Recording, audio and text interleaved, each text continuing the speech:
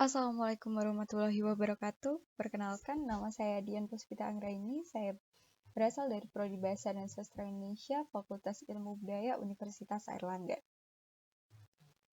Sebelumnya, apa kabar teman-teman? Saya harap semuanya dalam keadaan sehat dan bahagia selalu. Hari ini, pada kesempatan ini, saya akan mempresentasikan atau sedikit banyak menjelaskan tentang materi pengantar morfologi, atau yang biasa kita kenal dengan morfologi bahasa Indonesia, yang biasanya didapatkan pada saat awal semester kuliahan atau mungkin sebelum memasuki minat yang akan diambil. Baik,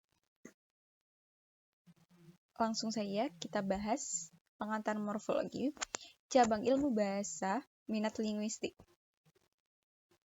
Presentasi kita hari ini garis besarnya yaitu morfologi bahasa Indonesia, batasan morfologi, objek kajian morfologi, dan fokus kajian morfologi. Kompetensi umum yang diharapkan dari mata kuliah ini yaitu setelah mempelajari mata kuliah ini, mahasiswa mampu menganalisis morfem bahasa Indonesia. Apa sih morfem itu? Apa sih morfologi itu? Baik, morfologi bahasa Indonesia adalah cabang linguistik yang mengidentifikasi satuan-satuan dasar bahasa sebagai satuan gramatikal atau tata bahasa. Morfologi mempelajari seluk-beluk bentuk kata serta pengaruh perubahan-perubahan bentuk kata terhadap golongan dan arti kata. Batasan morfologi. Secara etimologis, istilah morfologi dalam bahasa Indonesia dan kata morphology dalam bahasa Inggris. Istilah itu terbentuk dari dua buah morfem, yaitu morph yang artinya bentuk dan logi yang artinya ilmu. Istilah morfologi dijelaskan juga oleh Chair, merujuk kepada ilmu yang mengenai bentuk.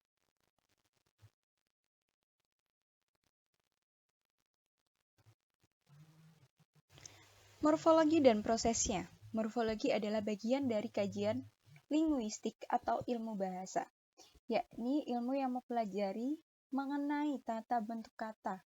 Adapun proses morfologisnya nih, proses pembentukan kata-kata dari satuan lain yang merupakan bentuk kata dasarnya.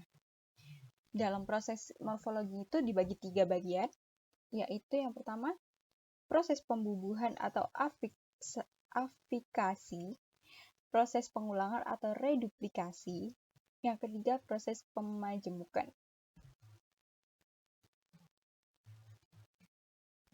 Proses pembumbuhan atau afiksasi adalah pembumbuhan suatu satuan, baik satuan itu berupa bentuk tunggal maupun bentuk kompleks, untuk membentuk kata. Misalnya, ber pada kata jalan menjadi berjalan. Berikutnya, proses pengulangan atau reduplikasi. Proses pengulangan atau reduplikasi adalah pengulangan suatu gramatik, baik seluruhnya maupun sebagian, baik dengan variasi fonem maupun tidak. Hasil pengulangan tersebut disebut kata ulang, sedangkan satuan yang diulang disebut bentuk dasar. Misalnya, kata ulang rumah-rumah dibentuk dari kata dasar rumah. Kata ulang jalan-jalan dibentuk dari kata jalan. Kata ulang bolak-balik berasal dari kata balik. Proses yang ketiga yaitu proses pemajemukan. Dalam bahasa Indonesia kerap sekali kita temukan gabungan dua kata yang membentuk makna baru. Misalnya, rumah sakit menjadi rumah sakit. Terima kasih, tanggung jawab. Kata dan proses terbentuknya. Apa sih kata itu? Kata adalah kumpulan beberapa huruf yang memiliki makna tertentu.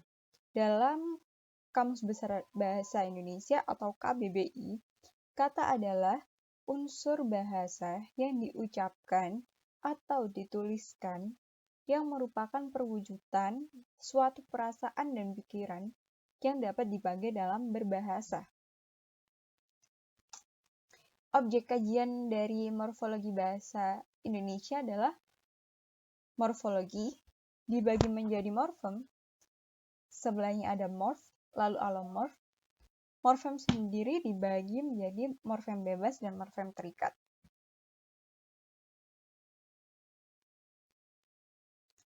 Kajian morfologi. Satuan lingual yang menjadi objek kajian morfologi. Satuan lingual terkecil, bentuk dasar kata dan afiks. Satuan lingual terbesar, kata polimorfemis. Fokus kajian morfologi yaitu mengkaji tentang unsur bahasa dan alat analisis terjadinya pembentukan kata. Apa sih morf itu? Apa alomorf itu? Apa morfem? Apa kata? Kata sudah saya jelaskan tadi, mari kita bahas morf. Morf adalah wujud konkret suatu morfem. Hal tersebut pada struktur fonemis suatu morfem. Contoh, mengocok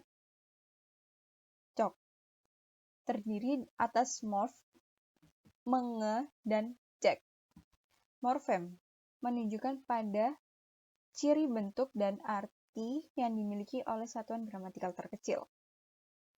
Sedangkan alomorf merupakan morf-morf yang saling memiliki kemiripan bentuk dan kesamaan arti dan dari morfem yang sama.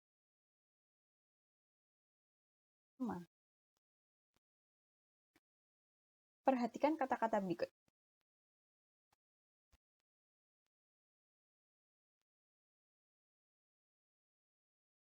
Kata-kata tersebut memiliki bentuk yang sama, bukan? Tetapi perlu dipahami lagi, dari pembentukan kata-kata itu mereka mempunyai makna yang berbeda. Mempunyai unsur yang sama, namun maknanya berbeda. Nah, dari sini penjelasan saya harap kalian mampu mengidentifikasi bentuk-bentuk kata yang lain. Sekian presentasi hari ini, saya akhiri. Semoga teman-teman sekalian mampu memahami apa yang saya ucapkan tadi. Kurang lebihnya saya mohon maaf, saya pamit undur diri. Bila ada yang perlu ditanyakan, teman-teman bisa menghubungi saya melalui kontak person di bawah ini. Saya pamit. Wassalamualaikum warahmatullahi wabarakatuh. Dadah!